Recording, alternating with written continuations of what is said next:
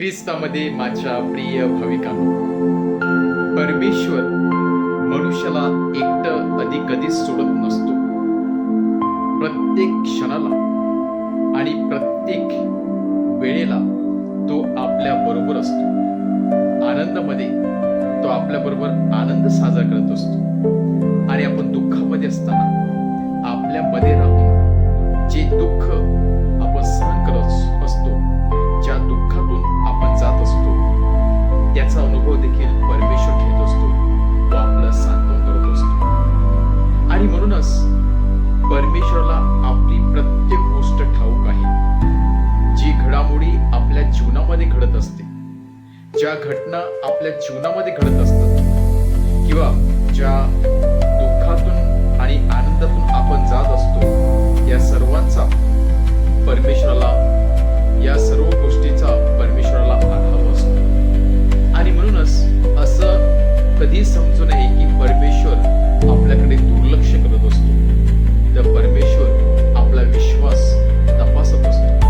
आपली सहनशीलता काय आहे हे शोधण्याचा प्रयत्न करत असतो आणि कधी ना कधी आपल्याला आपल्या प्रार्थनेचं फळ परमेश्वर नक्कीच देत असतो. फरक एवढा असतो, परमेश्वरची इच्छा आणि परमेश्वरचं प्लॅन हे आपल्याला कधीच समजू शकत नाही किंवा आपण त्याचा विचार देखील करू शकत नाही की परमेश्वर अशा प्रकारे का वागत असतो. आणि त्यामुळे आपण जर जी गोष्ट आपल्या पदरामध्ये आहे त्याचा जर स्वीकारण्याचा प्रयत्न केला तर आपलं आयुष्य काय आहे याची जाणीव होणार नाही. आणि म्हणूनच आजचं शुभवर्तमान सुंदर प्रकारे आपल्याला सांगत आहे की माणसाची सहनशक्ती काय असते किंवा माणसाची सहनशक्ती कुठपर्यंत असते.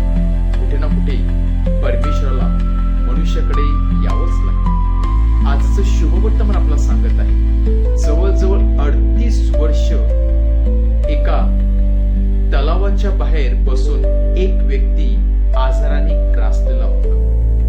तो पंगू मनुष्य होता. त्याला चालता येत नव्हतं, उडता येत नव्हतं. तो तसाच त्या तलावा बाजूला 38 वर्ष पडलेला होता. आणि यहुदी लोकांचा विश्वास होता जर सणाच्या दिवशी ते पाणी हललं तर जी व्यक्ती त्या पाण्यामध्ये प्रथम जाणार ती शुद्ध होत असे. आणि 38 वर्ष हा व्यक्ती मोठ्या उत्साहाने, आनंदाने थांबलेला होता, आशेने थांबलेला होता की एक दिवस त्याला ती संधी मिळेल. परंतु तो जाण्या अगोदर कोणीतरी पहिलंच पाऊल त्या पाण्यामध्ये टाकत असेल आणि ती संधी त्याच्यापासून हिरावून घेत असेल. आणि म्हणून 38 वर्ष हा व्यक्ती तिथेच पडलेला होता. आणि आज प्रभू येशू ख्रिस्त स्वतः त्याच्याकडे जात आहे व सांगत आहे, तुला खरोखरच शुद्ध होण्याची इच्छा आहे का? आणि ती व्यक्ती सांगते, माझी इच्छा खूप आहे परंतु मला त्या पाण्याकडे जाता येईल. त्यामुळे मी जाण्या अगोदर दुसराच व्यक्ती जातो आणि परमेश्वराकडून ती कृपा प्राप्त करतो. जे काही चमत्कार प्रभू येशू ख्रिस्ताने केले ते चमत्कार मनुष्याने करण्यासाठी प्रभू येशू ख्रिस्ताला भाग पाडले. मनुष्य परमेश्वराकडून विनंती करत होते की मला शुद्ध कर.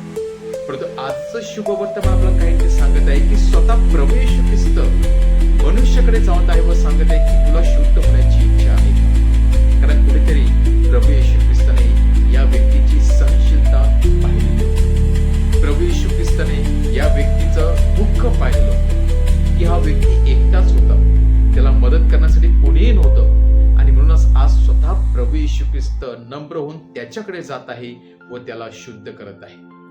याचा अर्थ असाच की परमेश्वर नेहमी आपल्याकडे लक्ष देऊन असतो. आपल्याजवळ किती सहनशीलता आहे, आपल्याजवळ किती विश्वास आहे, आपल्याजवळ किती सामर्थ्य आहे व आपलं अंतःकरण कसं आहे, या गोष्टीकडे परमेश्वर बारकाईने पाहत असतो.